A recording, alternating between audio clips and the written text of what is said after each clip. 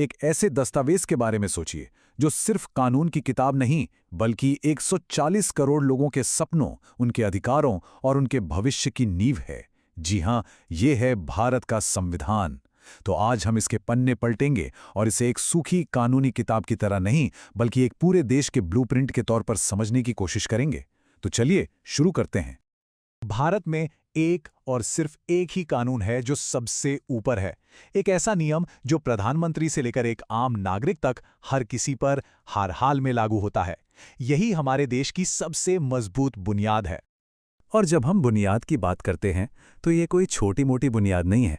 ये दुनिया का सबसे लंबा लिखा हुआ संविधान है जिसमें 470 से भी ज्यादा अनुच्छेद हैं। अब जाहिर है, इतने विविधताओं वाले देश को एक धागे में पिरोने के लिए एक असाधारण दस्तावेज तो चाहिए ही होगा। तो इस महान दस्तावेज की यात्रा शुरू हुई 26 नवंबर 1949 को, जब इसे अपनाया गया, और फिर 26 जनवरी 1950 को ये पूरी तरह से लागू हो गया। और हाँ, यही वो दिन है जिसे हम हर साल गणतंत्र दिवस के तौर पर मनाते हैं। तो हमारा संविधान भारत को 5 बहुत ही महत्वपूर्ण शब्दों में परिभाषित करता है: संप्रभु, समाजवादी, धर्मनिरपेक्ष, लोकतांत्रिक, गणराज्य। देखिए, ये सिर्फ भारी भरकम शब्द नहीं है, ये वो स्तंभ हैं जिन पर आज के भारत की पूरी पहचान टिकी हुई है। ये हर नागरिक से न्याय, स्वतंत्रता और समानता का एक पक्का वादा करते हैं। और इन वादों का सार हमें मिलता है संविधान के दिल में, यानी उसकी प्रस्तावना में।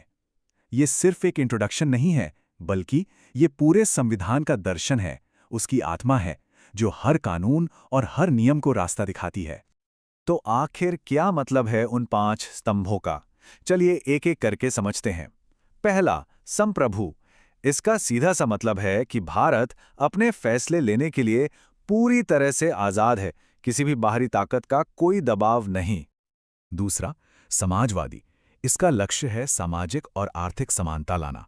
ये पक्का करना कि देश के विकास का फायदा समाज के हर तबके तक, हर इंसान तक पहुंचे।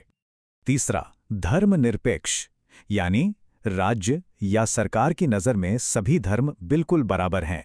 सरकार का अपना कोई धर्म नहीं होगा। चौथा, लोकतांत्रिक। यह हमें याद दिलाता है कि असली ताकत जनता के हाथ में है। सरकार लोगों की मर्जी से चुनी जाती है और उन्हीं के लिए काम करती है। और 5वां स्तंभ है गणराज्य।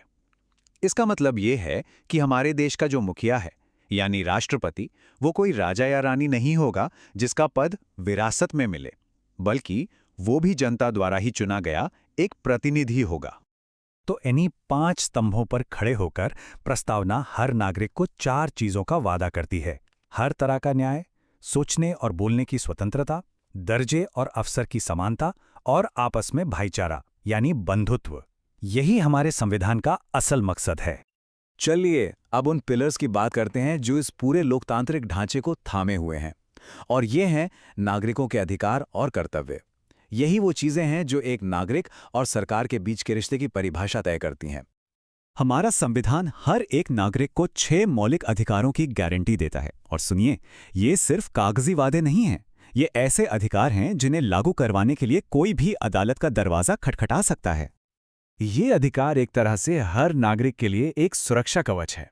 जैसे समानता का अधिकार, आज़ादी का अधिकार, शोषण के खिलाफ अधिकार, अपनी मर्जी से किसी भी धर्म को मानने की आज़ादी, और अपनी संस्कृति और शिक्षा से जुड़े अधिकार। और इन सब की रक्षा के लिए एक छठा, सबसे जरूरी अधिकार भी है।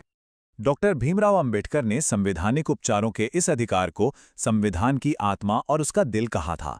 पर क्यों? क्योंकि यही वो अधिकार है जो किसी भी नागरिक को अपने बाकी अधिकारों के हनन पर सीधे सुप्रीम कोर्ट जाने की ताकत देता है। यही चीज इन अधिकारों को असली शक्ति देती है। अच्छा, अधिकारों के अलावा एक और चीज है, राज्य के नीति निर्देशक सिद्धांत। अब मौलिक अधिकारों के उलट इन्हें आप अदालत में जाकर लागू नहीं करवा सकते। तो फिर ये हैं किस लिए? दरअसल ये सरकार के लिए एक नैतिक कंपास की तरह है, एक गाइड बुक जो उन्हें बताती है कि एक कल्याणकारी राज्य बनाने के लिए किस दिशा में काम करना है। और जहां अधिकार हैं, वहां कर्तव्य भी तो होंगे। तो सिक्के का दूसरा पहलू है मौलिक कर्तव्य। इन्हें 1976 में जोड़ा गया था। ये नागरिकों के नैतिक दायित्व हैं, जैसे संविधान का सम्मान करना, देश में भाईचारे को बढ़ावा देना और अपने पर्यावरण की रक्षा करना। ठीक है, तो अधिकार और कर्तव्य की बात हो गई, पर सवाल यह है कि देश चलाएगा कौन? यहीं पर हमारे ब्लूप्रिंट का अगला हिस्सा सामने आता है, सरकार की संरचना। ये शक्तियों के बंटवारे के सिद्धांत पर काम करती है ताकि कोई एक हिस्सा बहुत ज्यादा ताकतवर ना हो जाए। ये सिस्टम बहुत सीधा और सरल है। सरकार के 3 हिस्से हैं। विधायिका यानी हमारी संसद, जिसका काम है कानून बनाना। दूसरी है कार्यपालिका यानी सरकार, जो उन कानूनों को लागू करती है। और तीसरी है न्यायपालिका यानी अदालतें, जो ये देखती हैं कि कानून सही है या नहीं। ये तीनों एक दूसरे पर नजर रखते हैं और एक संतुलन बनाए रखते हैं। और अब आते हैं हम सबसे जरूरी कॉन्सेप्ट्स में से एक पर। ये वो अटूट नींव है जो संविधान की असली पहचान को कभी भी बदलने या खत्म होने से बचाती है।